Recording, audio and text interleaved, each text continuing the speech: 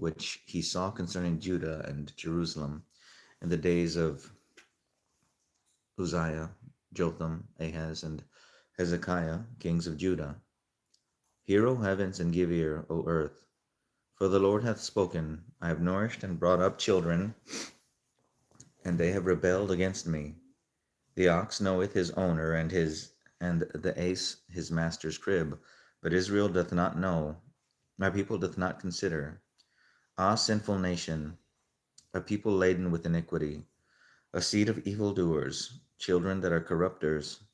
They have forsaken the Lord, they have provoked the Holy One of Israel unto anger. They are gone away backward. Why should ye be stricken any more? Ye will revolt more and more. The whole head is sick, and the whole heart faint. From the sole of the foot even unto the head there is no soundness in it, but wounds and bruises and putrefying sores. They have been closed, neither bound up, neither mollified with ointment. Your country is desolate, your cities are burned with fire, your land strangers devour it in your presence, and it is desolate as overthrown by strangers.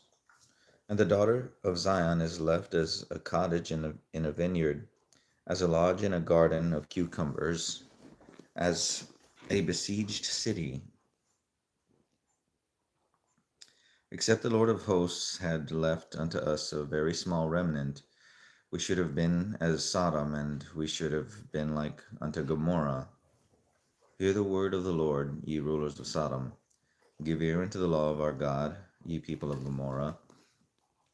To what purpose is the multitude of your sacrifices unto me? Saith the Lord, I am full of the burnt offerings of rams and the fat of fed beasts, and I delight not in the blood of bullocks, or of lambs, or of he goats. When ye come to appear before me, who hath required this at your hand, to tread my courts? Bring no more vain oblations. Incense is an abomination unto me. The new moons and Sabbaths, the calling of assemblies, I cannot away with. It is iniquity, even the solemn meeting. Your new moons and your appointed feasts my soul hateth. They are trouble unto me. I am weary to bear them. And when ye spread forth your hands, I will hide mine eyes from you. Yea, when ye make many prayers, I will not hear. Your hands are full of blood.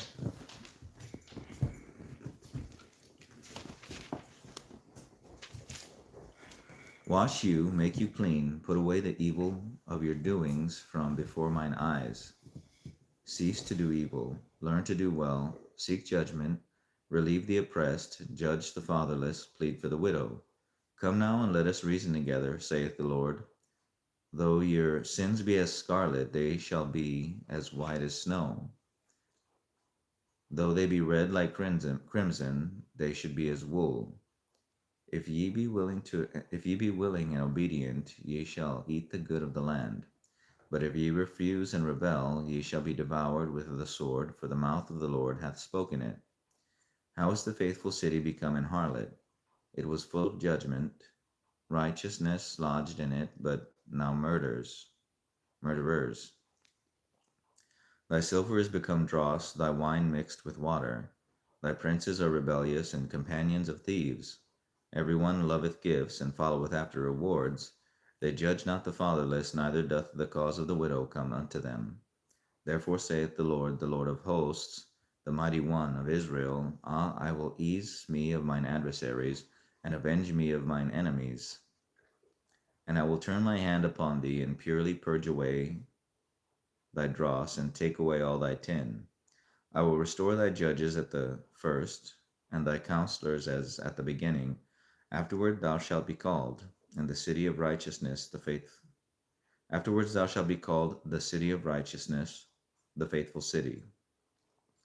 Zion shall be redeemed with judgment, and her converts with righteousness. And the destruction of the transgressors of the sinners shall be together, and they that forsake the Lord shall be consumed. For they shall be ashamed of the oaks which ye have desired, and ye shall be confounded for the gardens that ye have chosen. For ye shall be as an oak whose leaf fadeth, and as a garden that hath no water.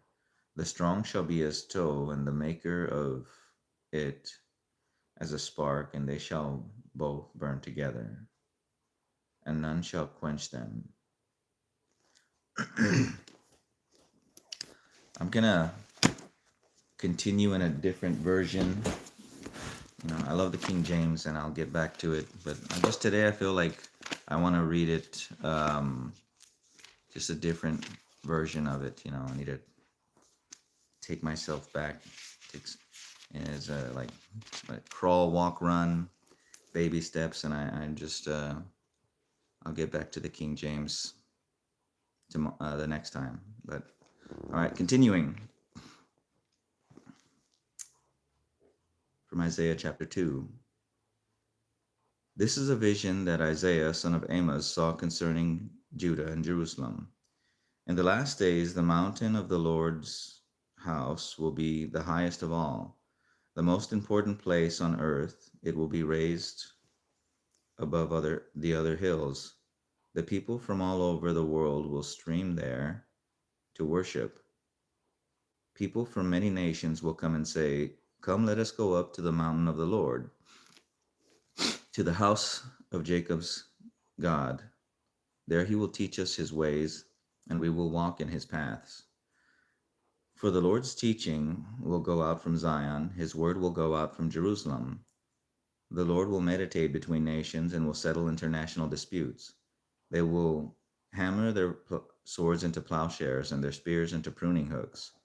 Nation will no longer fight against nation, nor train for war anymore. Let's see.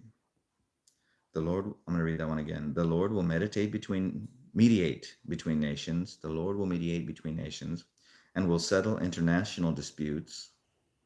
They will hammer their swords into plowshares and their spears into pruning hooks. Nation will no longer fight against nation, nor train for war anymore. Come, descendants of Jacob, let us walk in the light of the Lord, for the Lord has rejected his people. The descendants of Jacob, because they have filled their land with practices from the east, and with sorcerers, as the Philistines do. They have made alliances with pagans. Israel is full of silver and gold. There is no end to its treasure. Their land is full of war horses. There is no end to its chariots. Their land is full of idols. The people worship things they have made with their own hands. So now they will be humbled, and all will be brought low. Do not forgive them. Crawl into caves in the rocks. Hide in the dust from the terror of the Lord and the glory of his majesty. Human pride will be brought down, and human arrogance will be humbled. Only the Lord will be exalted in that day of judgment. On that day of judgment.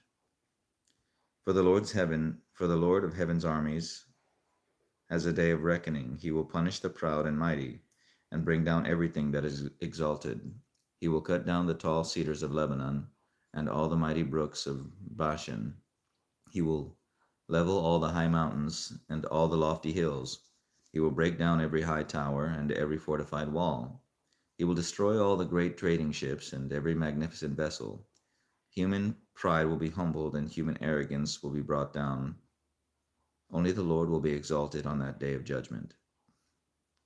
Idols will completely disappear when the Lord rises to shake the earth. His enemies will crawl into holes in the ground. They will hide in caves in the rocks from the terror of the Lord and the glory of his majesty. On that day of judgment, they will abandon the gold and silver idols they made for themselves to worship. They will leave their gods to the rodents and bats, while they crawl away into caverns and hide among the jagged rocks and the cliffs. They will try to escape the terror of the Lord and the glory of his majesty as he arises to shake the earth. Don't put your trust in mere humans. They are as frail as breath. What good are they? The Lord of heaven's armies, will take away from Jerusalem and Judah everything they depend on, every bed of bread and every drop of water, all their heroes and soldiers, judges and prophets, fortune tellers and elders. army officers and high officials, advisors, skilled sorcerers, and astrologers. I will make boys their leaders and toddlers their rulers. People will oppress each other. Man against man, neighbor against neighbor, young people will insult their elders, and vulgar people will sneer at the honorable. In those days, a man will say to his brother, since you have a coat, you will be our leader. Take charge of this heap of ruins. But he will reply, no, I can't help. I don't have any extra food or clothes. Don't put me in charge. For Jerusalem will stumble and Judah will fall, because they speak out against the Lord and refuse to obey him. They provoke him to his face. The very look on their faces gives them away. They display their sin like the sin of Sodom, and don't even try to hide it. They are doomed. They have brought destruction upon themselves. Tell the godly that they will be well, that all will be well for them. They will enjoy the rich reward they have earned, but the wicked are doomed, for they will get exactly what they deserve.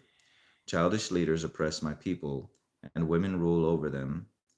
O my people, your leaders mislead you. They send you down the wrong road. The Lord takes his place in court and presents his case against his people. The Lord comes forward to pronounce judgment, and the elders and rulers of his people. You have ruined Israel, my vineyard.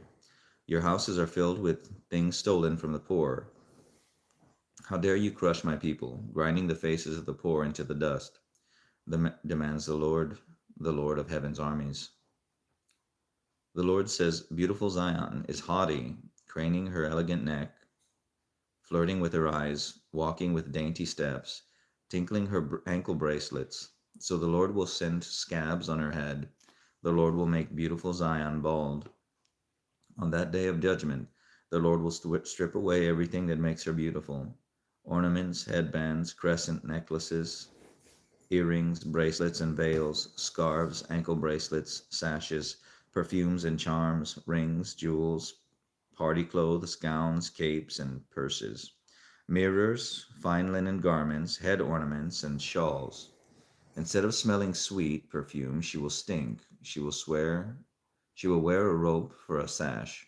Her elegant hair will fall out. She will wear rough burlap instead of rich robes. Shame will replace her beauty. The men of the city will be killed with the sword. Her warriors will die in battle. The gates of Zion will weep and mourn.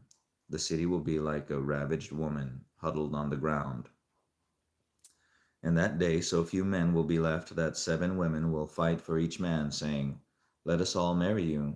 We will provide our own food and clothing. Only let us take your name so we won't be mocked as old maids. But in that day, the branch of the Lord will be beautiful and glorious. The fruit of the land will be the pride and glory of all who survive in Israel. All who remain in Zion will be a holy people. Those who survive the destruction of Jerusalem are recorded among the living. The Lord will wash the filth from beautiful Zion, and cleanse Jerusalem of its bloodstains with the hot breath of fiery judgment. Then the Lord will provide shade for Mount Zion and all who assemble there. He will provide a canopy of cloud during the day and smoke and flaming fire at night, covering the glorious land. It will be a shelter from daytime heat and a hiding place from storms and rain. Now I will sing for the one I love, I will sing for the one I love, a song about his vineyard. My beloved had a vineyard on a rich and fertile hill.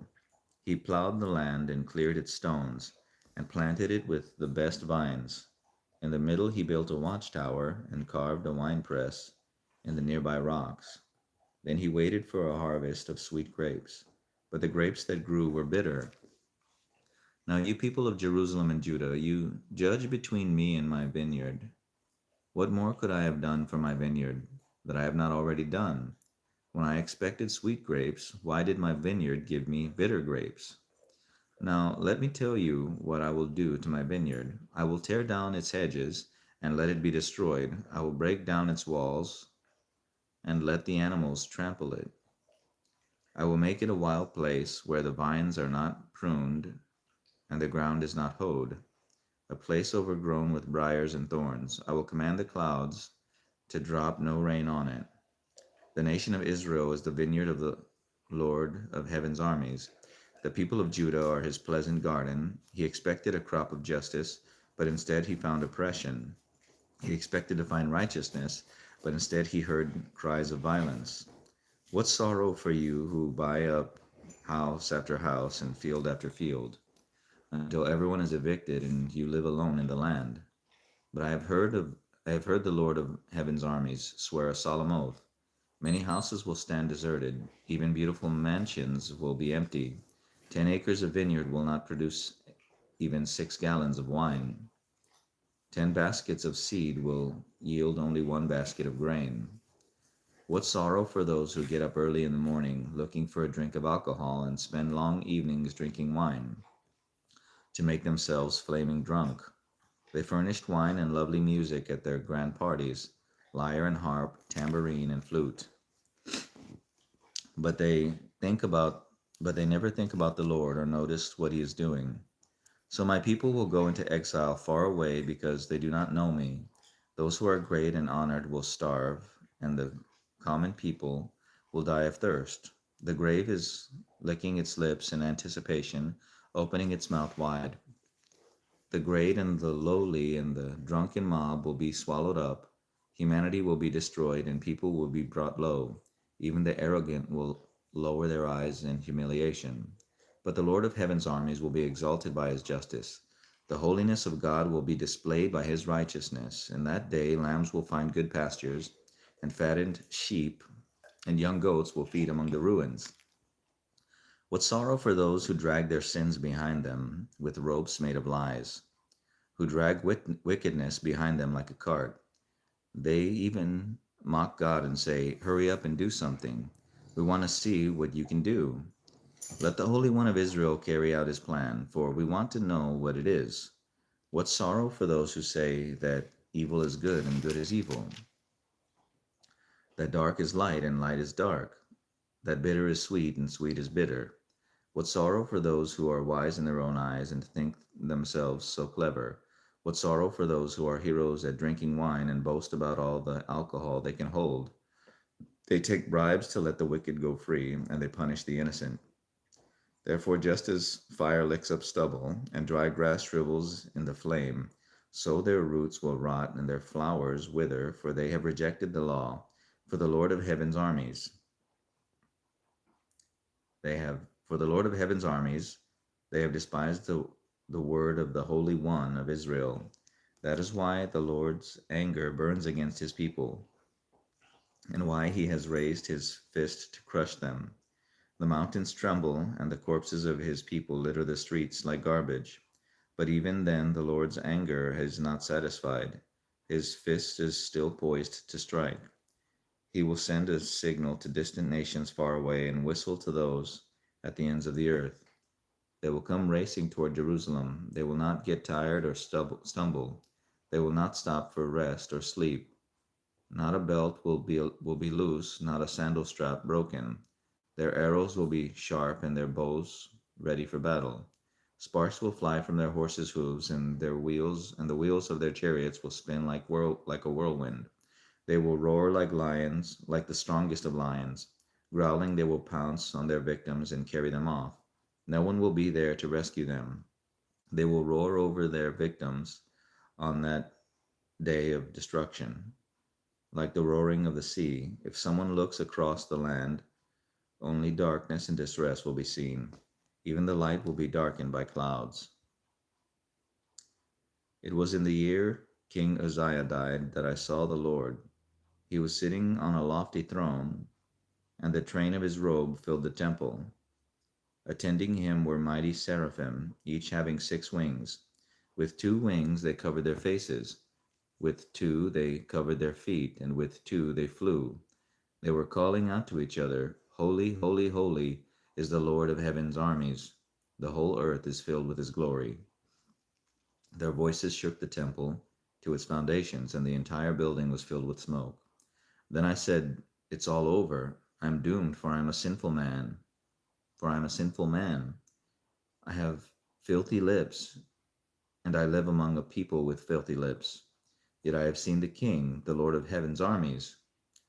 Then one of the seraphim flew to me with a burning coal he had taken from the altar with a pair of tongs. He touched my lips with it and said, "See, this coal has touched your lips. Now your guilt is removed, and your sins are forgiven." Then I heard the Lord asking, "Whom should I send as a messenger to this people? Who will go for us?" I said, "Here I am. Send me." And he said, "Yes, go and say to this people, listen carefully, but do not understand. Watch closely, but learn nothing. Harden the hearts of these people. Plug their ears and shut their eyes.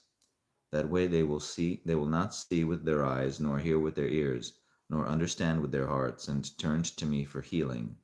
Then I said, "Lord, how long will this go on?" And he replied, "Until their towns are empty, their houses are deserted, and the whole country is a wasteland, until the Lord has sent everyone away, and the entire land of Israel lies deserted. If even a tenth, a remnant, survive, it will be invaded again and burned. But as a terebinth or oak tree leaves, but as a terebinth or oak tree leaves a stump when it is cut down, so Israel's stump will be a holy seed."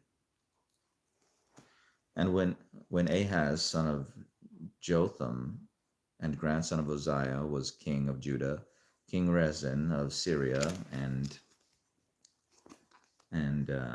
Pekah, son of Remaliah, the king of Israel, set out to attack Jerusalem. However, they were unable to carry out their plan. The news had come to the royal court of Judah: "Syria is allied with Israel against us." So the hearts of the king and his people trembled with fear, like trees shaking in a storm. Then the Lord said to Isaiah, "Take your son Shear-Jashub and go out to meet King Ahaz. You will find him at the end of the aqueduct that feeds water into the upper pool, near the road leading to the field where the cloth is washed. Tell him to stop worrying. Tell him he doesn't need to fear the fierce anger of those two burned out embers, King Rezin of Syria and Pekah, son of Remaliah, actually. Yes, the kings of Syria and Israel are plotting against him, saying, 'We will attack Judah and capture it for ourselves. Then we will install the son of Tabiel as Judah's king.' But this is what the sovereign Lord says: this invasion will never happen. It will never take place.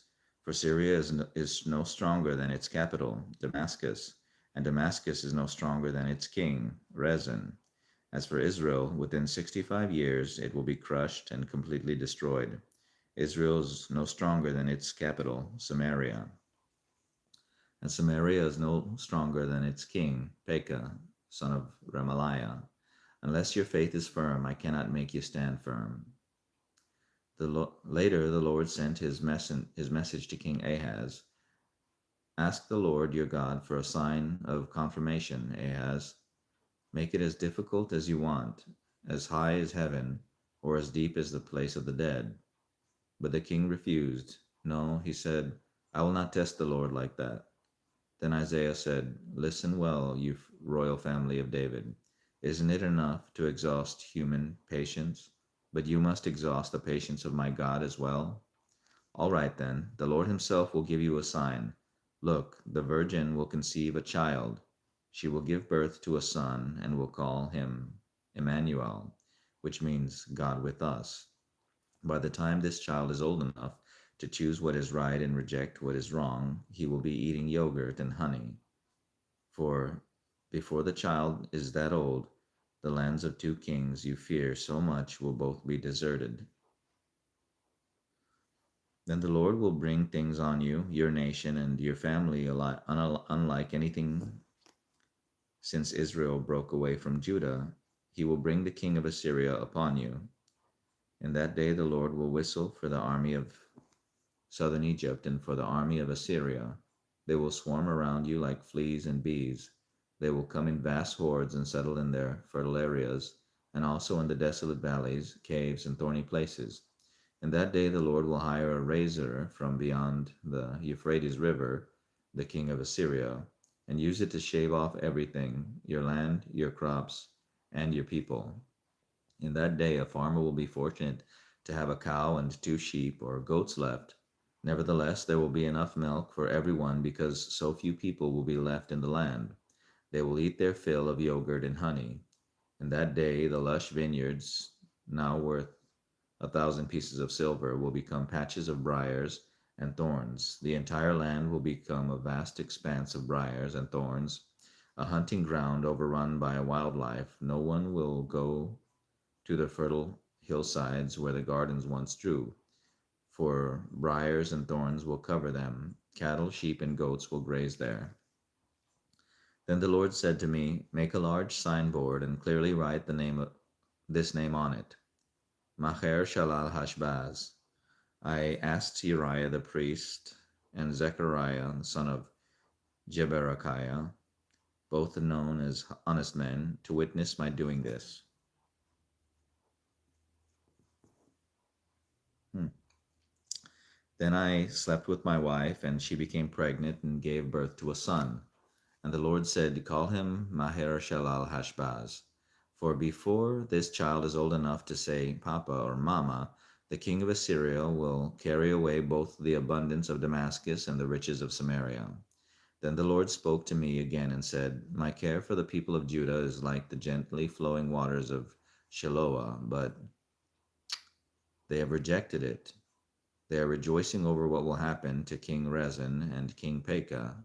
Therefore, the Lord will overwhelm them with a mighty flood from the Euphrates River, the king of Assyria in all his glory. This flood will overflow all its channels and sweep into Judah until it's chin deep. It will spread its wings and submerge your land from one end to the other, O Emmanuel. See, it will spread its wings and submerge your land from one end to the other. Huddle together, you nations, and be terrified. Listen, all you distant lands. Prepare for battle, but you will be crushed. Yes, prepare for battle, but you will be crushed. Call your councils of war, but they will be worthless. Develop your strategies, but they will not succeed. For God is with us. The Lord has given me a strong warning not to think like everyone else does. He said, don't call everything a conspiracy like they do, and don't live in dread of what frightens them. Make the Lord of heaven's armies holy in your life. He is the one you should fear. He is the one you should make to tremble. He will keep you safe, but to Israel and Judah he will be a stone that makes people stumble, a rock that makes them fall. As for the people of Jerusalem, he will be a trap and a snare. Many will stumble and fall, never to rise again. They will be snared and captured. I'm going to read that again. Don't call everything a conspiracy like they do, and don't live in dread of what frightens them. Make the Lord of heaven's armies holy in your life. He is the one you should fear. He is the one who should make you tremble. He will keep you safe, but to Israel and Judah, he will be a stone that makes people stumble, a rock that makes them fall, and for people of Jerusalem, he will be a trap and a snare. Many will stumble and fall, never to rise again. They will be snared and captured.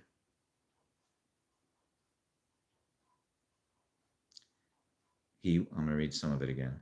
He will keep you safe, but to Israel and Judah, he will be a stone that makes people stumble. A rock will keep you safe, but to Israel and Judah, he will be a stone that makes people stumble, a rock that makes them fall. And for the people of Jerusalem, he will be a trap and a snare. Many will stumble and fall, never to rise again. They will be snared and captured. Preserve the teaching of God and trust his instructions to those who follow me. I will wait for the Lord, who has turned away from the descendants of Jacob. I will put my hope in him. And I, the children of the Lord, has given me. I and the children of the Lord, no. I and the children the Lord has given me serve as signs and warnings to Israel from the Lord of heaven's armies, who dwells in his temple on Mount Zion. Someone may say to you, let's ask the mediums and those who consult the spirits of the dead. With their whisperings and mutterings, they will tell us what to do. But shouldn't people ask God for guidance? Should the living seek guidance from the dead?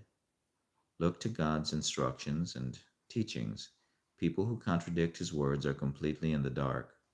They will go from one place to another, weary and hungry, because they are hungry. They will rage and curse their king and their God. They will rage and curse their king and their God. They will look up to heaven and down on the earth, but wherever they look, there will be trouble and anguish and dark despair. They will be thrown out into the darkness. Nevertheless, that time of darkness and despair will not go on forever. The land of Zebulun and Naphtali will be humbled, but there will be a time in the future when Galilee of the Gentiles, which lies along the road that runs between the Jordan and the sea, will be filled with glory. The people who walk in darkness will see a great light. For those who live in a land of deep darkness, a light will shine. You will enlarge the nation of Israel, and its people will rejoice. They will rejoice before you as people rejoice at the harvest, and like warriors dividing the plunder. For you will break the yoke of their slavery and lift the heavy burden from their shoulders. You will break the oppressor's rod, just as you did when you destroyed the army of Midian. The boots of the warrior and the uniforms, blood-stained by war, will all be burned. They will be fuel for the fire. For a child is born to us, a son is given to us. The government will rest on his shoulders, and he will be called Wonderful Counselor, Mighty God, Everlasting Father, Prince of Peace. His government and its place will never end. He will rule with fairness and justice from the throne of his ancestor David for all eternity. The passionate commitment of the Lord of heaven's armies will make this happen. The Lord has spoken out against Jacob, his judgment has fallen upon Israel, and the people of Israel and Samaria, who spoke with such pride and arrogance, will soon know it. They said, we will replace the broken bricks of our ruins with finished stone, and replant the felled sycamore fig trees with cedars. But the Lord will bring Rezin's enemies against Israel and stir up all their foes. The Syrians from the east and the Philistines from the west will bear their fangs and devour Israel. But even the Lord's anger will not be satisfied. His fist is still poised to strike. For after all this punishment, the people will not repent. They will not seek the Lord of heaven's armies. Therefore, in a single day, the Lord will destroy both the head and the tail. The noble palm branch and the lowly reed, the leaders of Israel, are the head, and the lying prophets are the tail, for the leaders of the people have misled them. They have led them down the path of destruction. That is why the Lord takes no pleasure in the young men and shows no mercy even to the widow and orphans. For they are all wicked hypocrites, and they all speak foolishness. But even then the Lord's anger will not be satisfied. His fist is still poised to strike. This wickedness is like a brush fire. It burns not only briars and thorns, but also sets the forest ablaze. Its burning sends up clouds of smoke. The land will be blackened by the fury of the Lord of heaven's armies. The people will be fuel for the fire, and no one will spare even his own brother. They will attack their neighbor on the right, but will still be hungry. They will devour their neighbor on the left, but will not be satisfied. In the end, they will even eat their own children. Manasseh will feed on Ephraim, Ephraim will feed on Manasseh, and both will devour Judah. But even then the Lord's anger will not be satisfied. His fist is still poised to strike. What sorrow awaits the unjust judges and those who issue their unfair laws. They deprive the poor of justice and deny the rights of the needy among my people. They prey on widows and take advantage of orphans. What will you do when I punish you? When I send disaster upon you from a distant land? To whom will you turn for help? Where will your treasures be safe? You will stumble along as prisoners. or lie among the dead. But even then the Lord's anger will not be satisfied. His fist is still poised to strike. What sorrow awaits Assyria, the rod of my anger? I use it as a club to express my anger. I am sending Assyria against a godless nation, against a people with whom I am angry. Assyria will plunder them, trampling them like dirt beneath its feet. But the king of Assyria will not understand that he is my tool.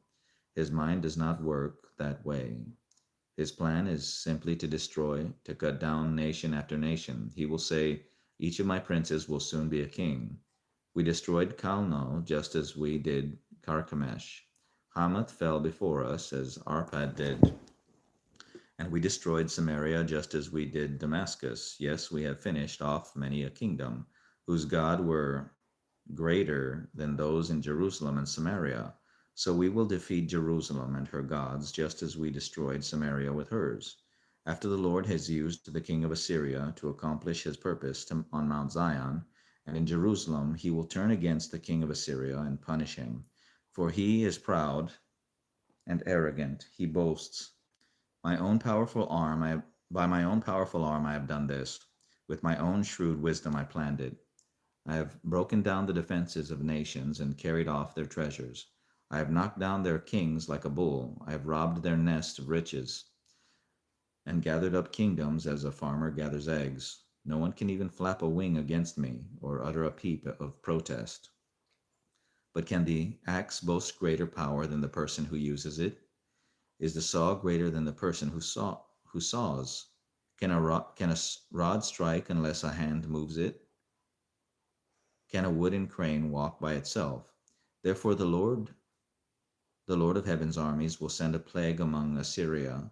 Proud troops and a flaming fire will consume its glory. The Lord, the light of Israel, will be a fire. The Holy One will be a flame. He will devour the thorns and briars with fire, burning up the enemy in a single night. The Lord will consume Assyria's glory like a fire consumes a forest in a fruitful land. It will waste away like sick people in a plague.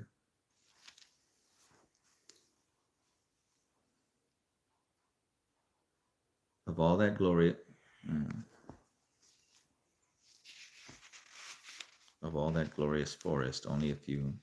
Yeah, of all that glorious forest, only a few trees will survive, so few that a child could count them. On that day, the remnant left in Israel, the survivors in the house of Jacob, will no longer depend on allies who seek to destroy them, but they will faithfully trust the Lord, the Holy One of Israel. A remnant will return. Yes, the remnant of Jacob will return to the mighty God. But though the people of Israel are as numerous as the sand of the seashore, only a remnant of them will return. The Lord has rightly decided to destroy his people. Yes, the Lord of heaven's armies, has already decided to destroy the entire land. So this is what the Lord of heaven's armies says. O my people in Zion, do not be afraid of the Assyrians when they oppress you with rods and clubs, with rod and club, as the Egyptians did long ago. In a little while my anger against you will end, and then my anger will rise up to destroy them. The Lord of heaven's armies will lash them with his whip, as he did with Gideon, when Gideon triumphed over the Midianites at the rock of Oreb, or when the Lord's staff was raised to drown the Egyptian army in the sea. In that day the Lord will end the bondage of his people. He will break the yoke of slavery and lift it from their shoulders. Look, the Assyrians are now at Aiath. They are passing through Megron and are storing their equipment at Michmash. They are crossing the pass and are camping at Geba. Fear strikes down the town of Ramah. All the people of Gibeah, the hometown of Saul, are running for their lives. Scream in terror, you people of Galam. Shout out a warning to Laisha, and Opor Anathoth. There go the people of Madmenah, all fleeing. The citizens of Gebim are trying to hide. The enemy stops at Nob for the rest of the day. He shakes his fist at beautiful Mount Zion, the mountain of Jerusalem. But look, the Lord of heaven's armies, will chop down the mighty tree of Assyria with great power. He will cut down the proud, and he will cut down the proud. The lofty tree will be brought down. He will cut down the forest trees with an axe. Lebanon will fall to the mighty one. Out of the stump of David's family will grow a shoot. Yes, a new branch bearing fruit from the old root. The Spirit of the Lord will rest on him, the Spirit of wisdom and understanding, the Spirit of counsel and might, the Spirit of knowledge and the fear of the Lord. He will delight in obeying the Lord. He will not judge by appearance, nor make a decision based on hearsay. He will give justice to the poor and make fair decisions for the exploited. The earth will shake at the force of his word, and one breath from his mouth will destroy the wicked. He will wear righteousness like a belt, and truth like a garment, like an undergarment. In that day the wolf and the lamb will live together. The leopard will lie down with the baby goat. The calf and the yearling will be safe with the lion, and the little child will lead them all. The cow will graze near the bear. The cub and the calf will lie down together. The lion will eat hay like a cow. The baby will play safely near the hole of a cobra. Yes, a little child will put its hand in the nest of deadly snakes without harm. Nothing will hurt or destroy in all my holy mountain. For as the waters fill the sea, so the earth will be filled with people who know the Lord. In that day, the heir to David's throne will be a banner of salvation to all the world. The nations will rally to him, and the land where he lives will be a glorious place.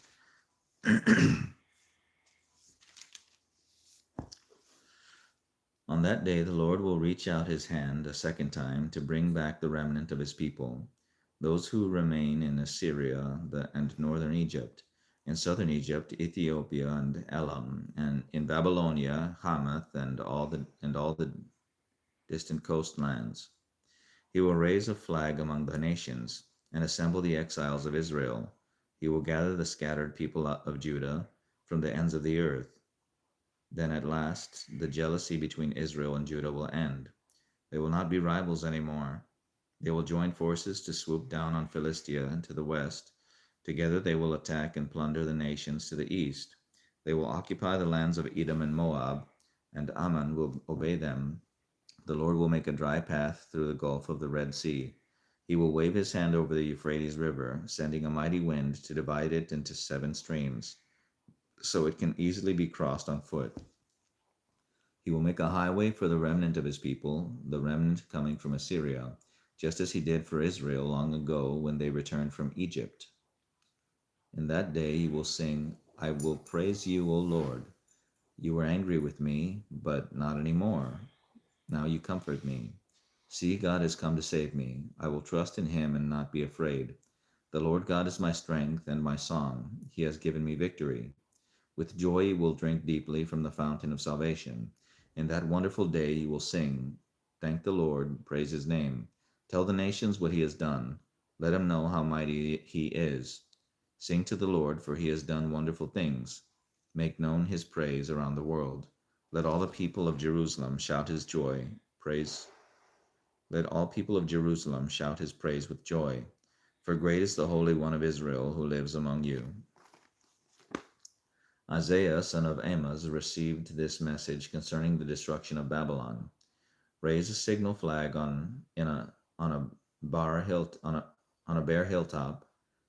Call up an army against Babylon. Wave your hand to encourage them as they march into the places of the high and mighty. I, the Lord, have dedicated these soldiers for this task. Yes, I have called mighty warriors to express my anger. They will rejoice when I am exalted. Hear the noise of the mountains. Listen as the vast armies march. It is the noise and shouting of many nations. The Lord of heaven's armies has called his army together. They come from distant countries, from beyond the farthest horizons. They are the Lord's weapons to carry out his anger with them. They are the Lord's weapons to carry out his anger. With them he will destroy the whole land. Scream in terror, for the day of the Lord has arrived. The time for the Almighty to destroy. Every arm is paralyzed with fear. Every heart melts, and people are terrified. Pangs of anguish grip them, like those of a woman in labor. They look helplessly at one another, their faces aflame with fear. For see, the day of the Lord is coming, the terrible day of his fury and fierce anger, and the land will be made desolate, and all the sinners destroyed with it, and all the sinners destroyed with it. The heavens will be black above them, the stars will give no light, the sun will be dark when it rises, and the moon will provide no light. I, the Lord, will punish the world for its evil, and the wicked for their sin. I will crush the arrogance of the proud, and humble the pride of the mighty. I will make people scarcer than gold, more rare than the fine gold of Ophir. For I will shake the heavens, the earth will move from its place. When the Lord of heaven's armies displays his wrath in the day of his fierce anger, everyone in Babylon will run about like a hunted gazelle, like sheep without a shepherd. They will try to find their own people and flee to their own land. Anyone who is captured will be cut down, run through with a sword. Their little children will be dashed to death before their eyes. Their homes will be sacked, and their wives will be raped. Look, I will stir up the Medes against Babylon. They cannot be tempted by silver or bribed with gold. The attacking armies will shoot down the young men with arrows. They will have no mercy on helpless babies. They will show no compassion for children. Babylon, the most glorious of kingdoms, the flower of Chaldean pride, will be devastated like Sodom and Gomorrah. When God destroyed them, Babylon will never be inhabited again. See, no. The flower of Chaldean pride will be devastated like Sodom and Gomorrah when God destroyed them. Babylon will never be inhabited again. It will remain empty for generation after generation. Nomads will refuse to camp there, and shepherds will not bed down their sheep. Desert animals will move into the ruined city, and the houses will be haunted by howling creatures. Owls will live among the ruins, and wild goats will go there to dance.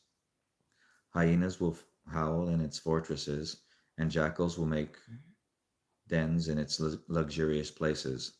Babylon's days are numbered. Its time of destruction will soon arrive. But the Lord but the Lord will have mercy on the descendants of Jacob. He will choose Israel as his special people once again. He will bring them back to settle once again in their own land, and people from many different nations will come and join them there and unite with the people of Israel. The nations of this world will help the people of Israel to return, and those who come to live in the Lord's land will serve them.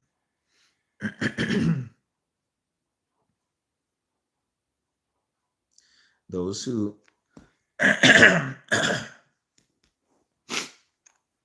Those who captured Israel will themselves be captured, and Israel will rule over its enemies. In that wonderful day when the Lord gives his people rest from sorrow and fear, from slavery and chains, you will taunt the king of Babylon. You will say, "The mighty man has been destroyed. Yes, your insolence is ended, for the Lord has crushed your wicked power and broken your evil rule. You struck the people with endless blows of rage and held the nations in your angry grip with unrelenting tyranny. But finally the earth is at rest and quiet. Now it can sing, even the trees of the forest, the cypress trees and the cedars of Lebanon, sing out this joyous song. Since you have been cut down, no one will come now to cut us down.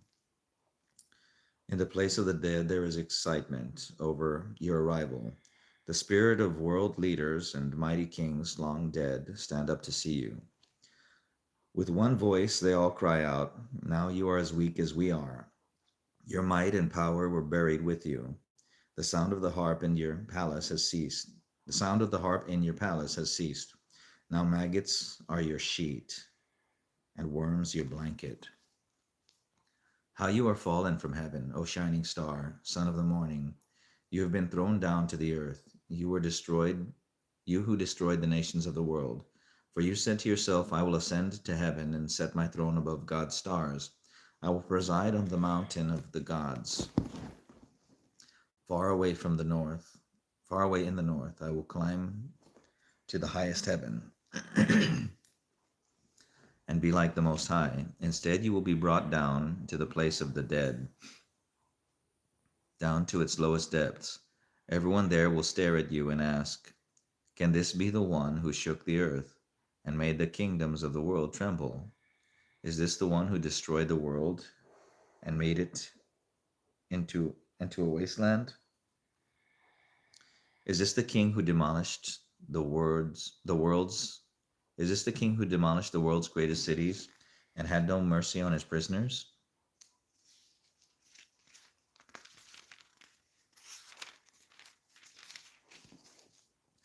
The kings of the nations lie in stately glory, each in his own tomb, but you will be thrown out of your grave like a worthless branch, like a corpse trembled underfoot. You will be dumped into a mass grave with those killed in battle. You will descend to the pit. You will not be given a proper burial, for you have destroyed your nation and slaughtered your people. The descendants of such an evil person will never again receive honor. Kill this man's children. Let them die because of their father's sins. They must not rise and conquer the earth, filling the world with their cities. This is what the Lord of heaven's army says.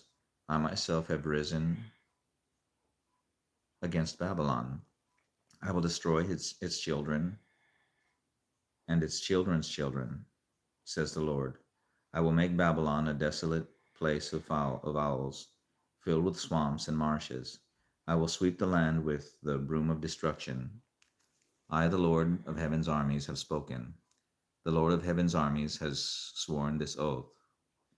It will all happen as I have planned. It will be as I have decided.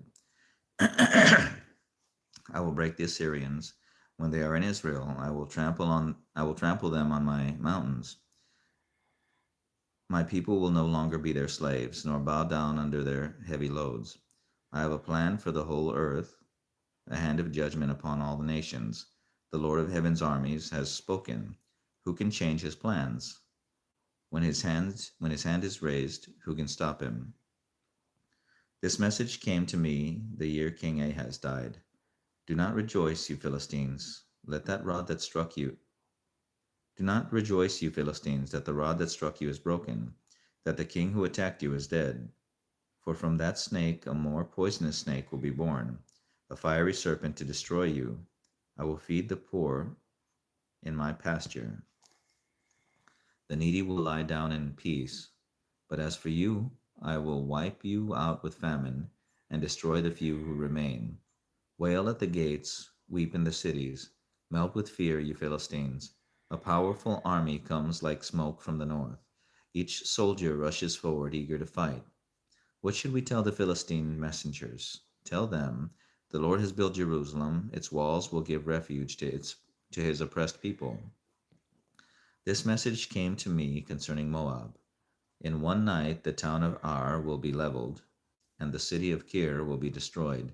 Your people will go to their temple in Dibon to mourn. They will go to their sacred shrines to weep. They will wail for the fate of Nebo and Medeba, shaving their heads in sorrow and cutting off their beards. They will wear burlap as they wander in the streets. From every home and public square will come the sound of wailing. The people of Heshbon and Elealeh will cry out. Their voices will be heard as far away as Jahaz.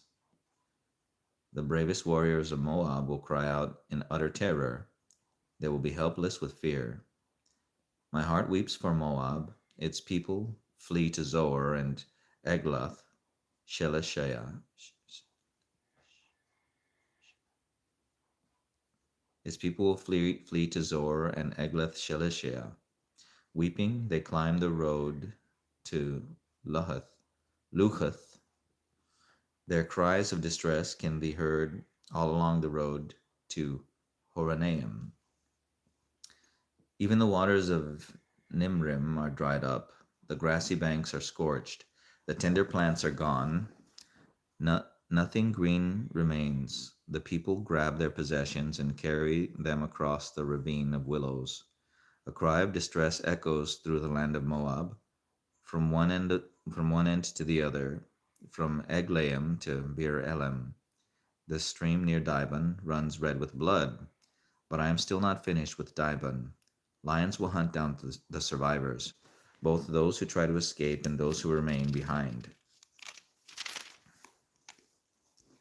Send lambs from Selah as tribute to the ruler of the land.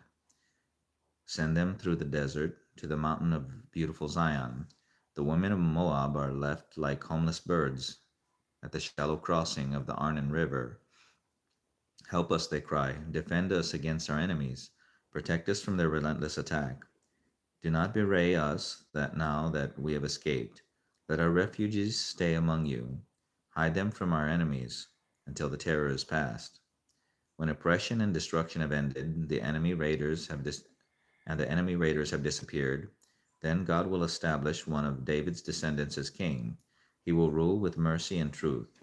He will always do what is just and be eager to do what is right. We have heard about proud Moab, about its pride and arrogance and rage, but all that boasting has disappeared. The entire land of Moab weeps. Yes, everyone in Moab mourns. For the cakes of raisins,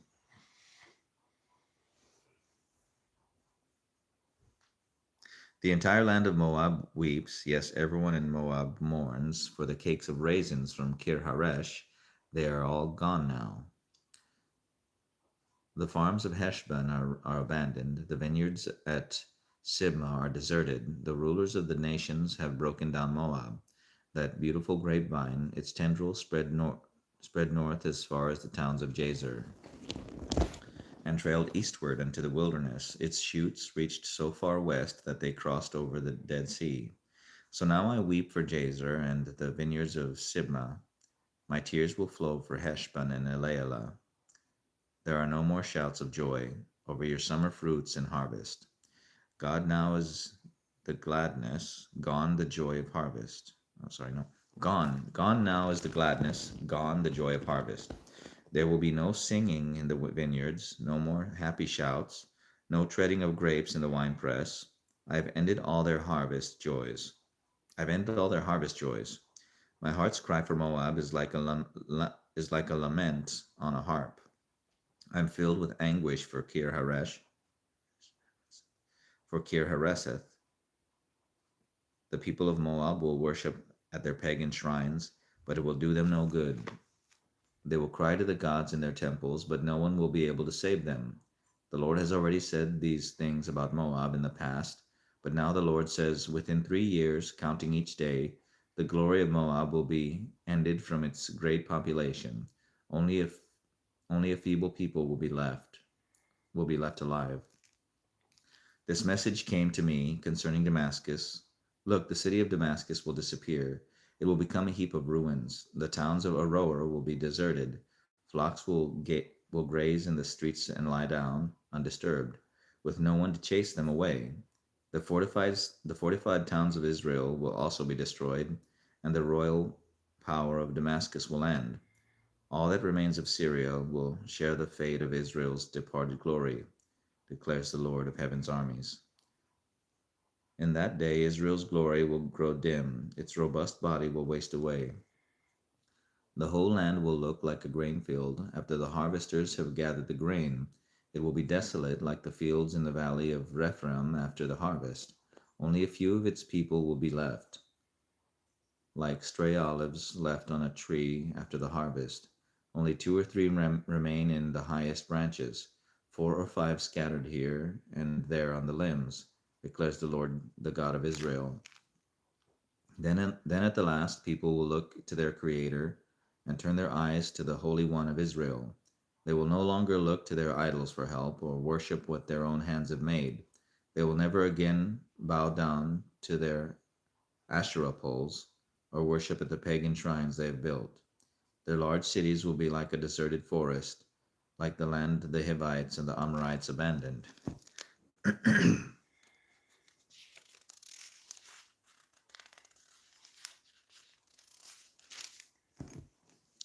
When the Israelites came here so long ago, it will be utterly desolate. Why? Because you have turned from the God who can save you. You have forgotten the rock who can hide you. So you may plant the finest grapevines and import the most expensive seedlings. They may sprout on the day you sent them out.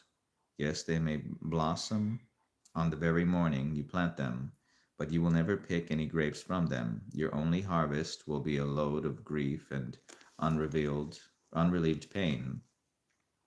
Listen, the army of many nations roar like the roaring. The armies of many nations roar like the roaring of the sea.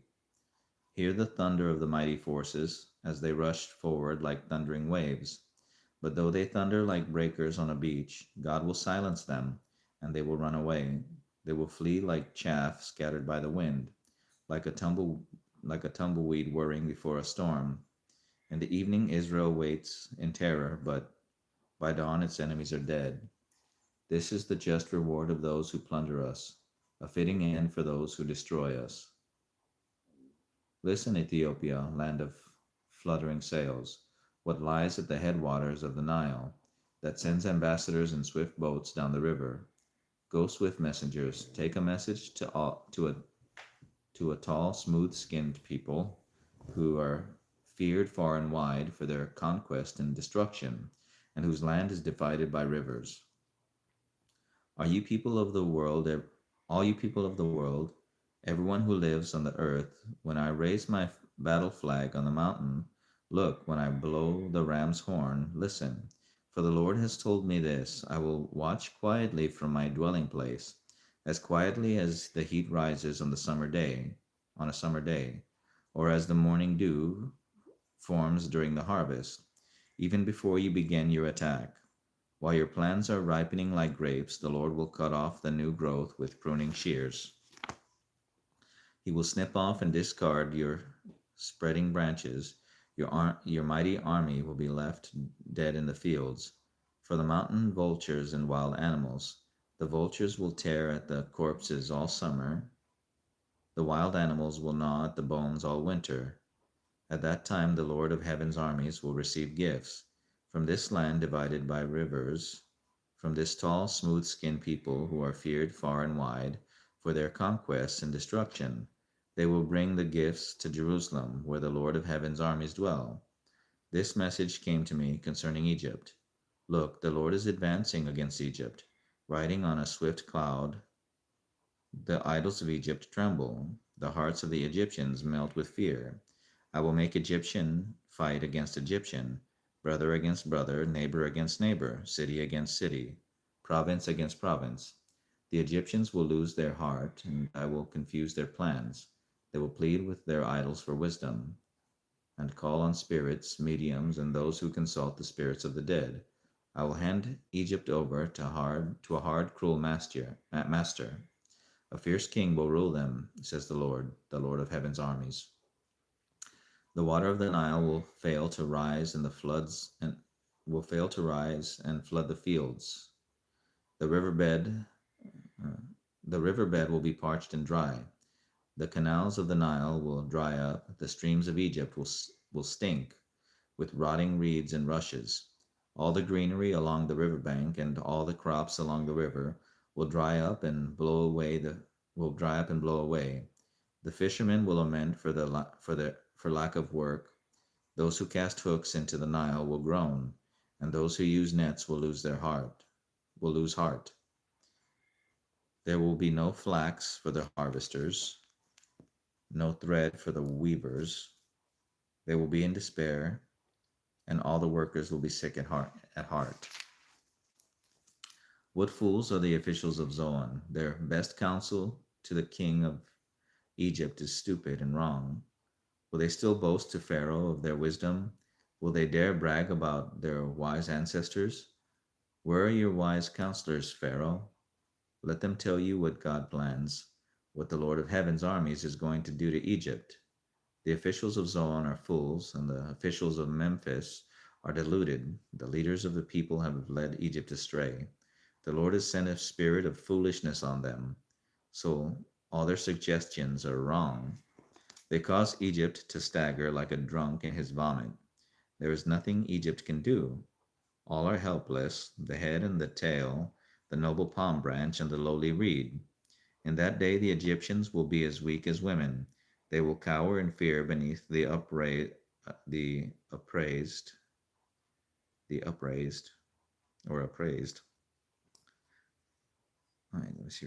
They will cower in fear beneath the upraised fist of the Lord of heaven's armies. Just as, sorry, just to speak the name of Israel will terrorize them, for the Lord of heaven's armies has laid out his plans against them. In that day, five of Egypt's cities will follow the Lord of heaven's armies. They will even begin to speak Hebrew, the language of Canaan. One of these cities will be Heliopolis, the city of the sun. In that day there will be an altar to the Lord in the heart of Egypt, and there will be a monument to the Lord at its border. It will be a sign and a witness that the Lord of heaven's armies is worshipped in the land of Egypt. When the people cry to the Lord for help against those who oppress them, he will send them a Savior who will rescue them. The Lord will make himself known to the Egyptians. Yes, they will know the Lord and will give their sacrifices and offerings to him. They will make a vow to the Lord and will keep it. The Lord will strike Egypt and then will bring healing. For the Egyptians will turn to the Lord, and he will listen to their pleas and heal them.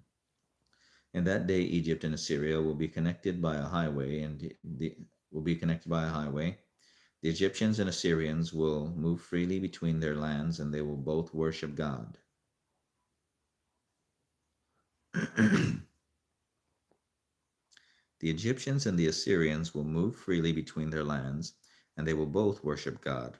In that day, Israel will be the third, along with Egypt and Assyria, a blessing in the midst of the earth.